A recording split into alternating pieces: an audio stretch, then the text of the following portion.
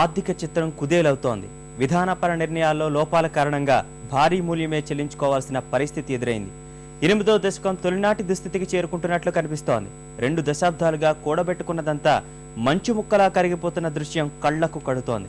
పెను సంక్షోభం ఉరుముతోందని, అది దేశాన్ని ప్రమాదం వైపు తరుముతోందని ఆర్థిక సూచికలన్నీ ఢంకా బజాయిస్తున్నాయి. వీటన్నిటికీ కారణం కేవలం అంతర్జాతీయ పరిణామాలే అని చెప్పి తప్పించుకోవడం, స్వయంకృత అపరాధాలను కప్పిపుచ్చుకోవడం యూపీఏ పాలకగణానికే సాధ్యమవుతోంది.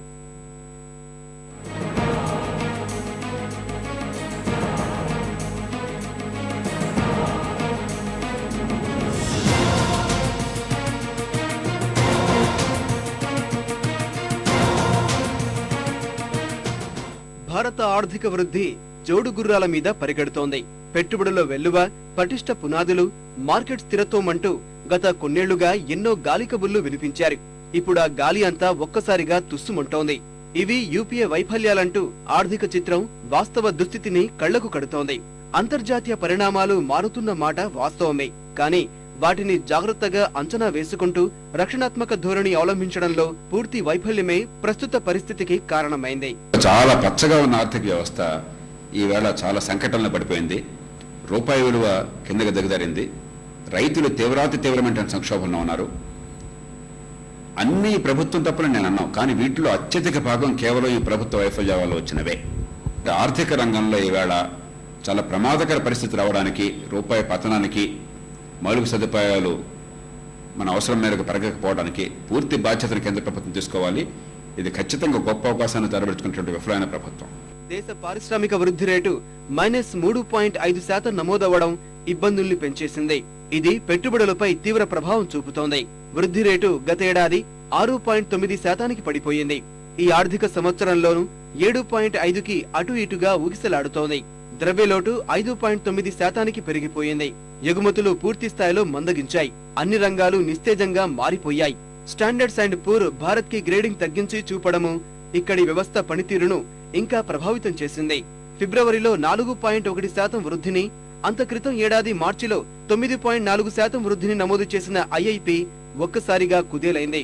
యంత్ర పరికరాల విభాగం 21.3% కుంటుపడింది. ఐఐపిలో 75% వేటేజీ ఉండే తయారీ రంగం కూడా 4.4 మేర కుంగింది.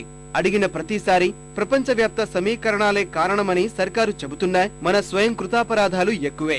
యూపీఏ 2 ప్రభుత్వం గానీ యూపీఏ 1లో కూడా కొంత ఘనంగా చెప్పుకున్నటువంటి స్థూల జాతీయ వృద్ధి అనేది 9% అని సాధిస్తున్నామని చెప్పి, లేకపోతే భారీగా పెంచామని చెప్పుకుంటున్న గణాంకాలు ఈరోజు దారుణంగా అంచనాలని కంటే పడిపోతున్నాయి.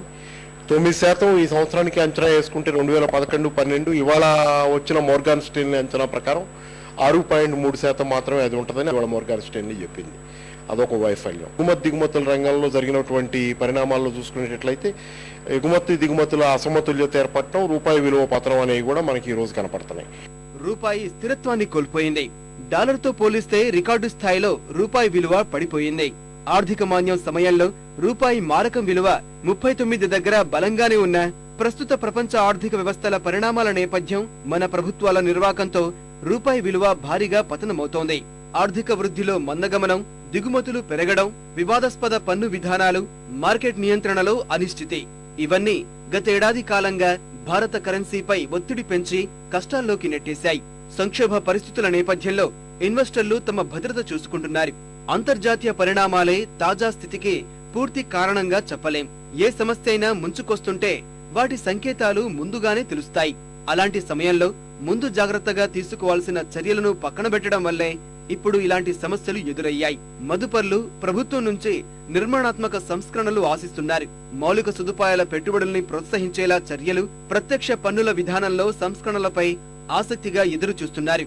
విదేశీ సంస్థాగత మదుపర్లను ఆకర్షించి వారిలో నమ్మకాన్ని కలిగించడం ద్వారా కొంత ప్రయోజనం ఉంటుంది. కానీ ఇన్నేళ్ల యూపీఏ పాలనలో వారికివేం వినిపించలేదు, కనిపించలేదు. అందుకే ప్రస్తుతం ఈ పరిస్థితి తలెత్తింది. పైగా 2014 కంటే ముందు ముఖ్యమైన సంస్కరణలు చేపట్టే అవకాశమేదీ లేదని ఢంకా బజాయించి చెప్పుకునే పరిస్థితి ఉందంటే ఆర్థిక చక్రం పట్టాలు ఎలా ఎక్కగలుగుతుంది?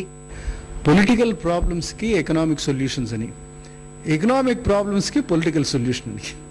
అంటే ఈ పాలిటిక్స్ ఎకనామిక్స్ రెండు they go hand in glove, రెండు కలిసి వెళ్తూ ఉంటాయి. అది కేవలం పాలిటిక్స్ వల్ల ఎకనామిక్స్ దెబ్బతింది, ఎకనామిక్స్ వల్ల పాలిటిక్స్ దెబ్బతిందని కాదు. ఇవాళ చూస్తుంటే ఎవరో ఒక ఆయన సలహా చెప్పాడు ఏంటంటే, ఎక్కువ ఇంకా మీరు ఇన్వెస్ట్ చేయండి, కొంచెం డిక్లైన్ రిసెషన్ వస్తుందంటే ఎక్కువ ఇన్వెస్ట్ చేయండి, ఉద్యోగాలు పోకుండా కాపాడుకోండి, ఈ ప్రైవేట్ పబ్లిక్ పార్టిసిపేషన్ పార్ట్నర్షిప్ జరుగుతూ ఉంటుంది, అది చేసుకుంటూ ఉంటారండి అలాగా. కాబట్టి ఈ రెండు కలిసి వెళుతూ ఉంటాయి. మన్మోహన్ సింగ్ గారు కూడా నా ఉద్దేశం 2014 లోపల 1-2 టఫ్ డెసిషన్స్ తీసుకుంటారని నా ఉద్దేశం. ఆహార ఉత్పత్తుల వినియోగదారుల ధరల సూచి ఆధారంగా నిర్ణయించే ద్రవ్యోల్బణం ఏప్రిల్లో 10.36% పెరిగింది. టోకు అమ్మకాల ద్రవ్యోల్బణం 7.32% చేరింది. భవిష్యత్తులో ఈ సూచికలు ప్రమాదకర స్థాయికి చేరనుంది అనడానికి ఎన్నో కారణాలు కనిపిస్తున్నాయి. ముంచుకొస్తున్న ఈ గండం నుంచి గట్టెక్కేలా నిర్ణయాలేవీ ఉండడం లేదు. రెండింకెల్లో ఉన్న ఆహార ద్రవ్యోల్బణం మంట పుట్టిస్తోంది. నిత్యావసరాల ధరలు విపరీతంగా పెరిగిపోయాయి. 2012-13 ఆర్థిక సంవత్సరానికి స్థూల జాతీయోత్పత్తిలో కరెంటు ఖాతా లోటు 4% ఉండబోతుందన్న అంచనాలు ఆందోళన కలిగించేవే. గత ఏడాది 2.7% నమోదైన కరెంటు ఖాతా లోటు ఈ ఆర్థిక సంవత్సరంలో 4% నమోదవుతుందన్న